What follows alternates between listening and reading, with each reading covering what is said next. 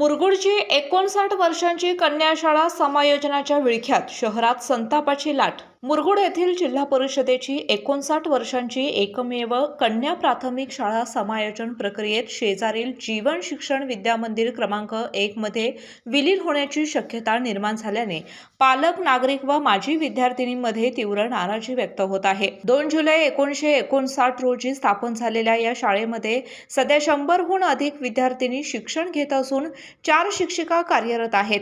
मुरगुडच्या विविध भागातील मुलींसाठी ही शाळा शिक्षणाचे महत्त्वाचे केंद्र राहिले आहे।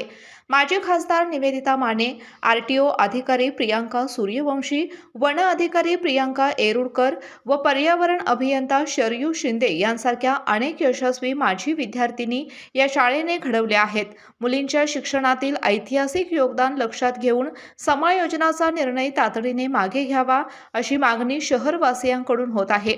केके न्यूज साठी मुरगुड प्रतिनिधी ओंकार पोद्दार।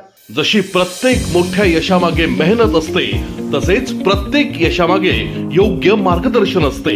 आम्ही जेईई, नीट आणि MHTCET च्या यशाने उज्ज्वल भविष्याचा पाया घालतो। अभिनव सायन्स अकॅडमी, अचूक मार्गदर्शन घ्या, उद्याचा इतिहास घडवा।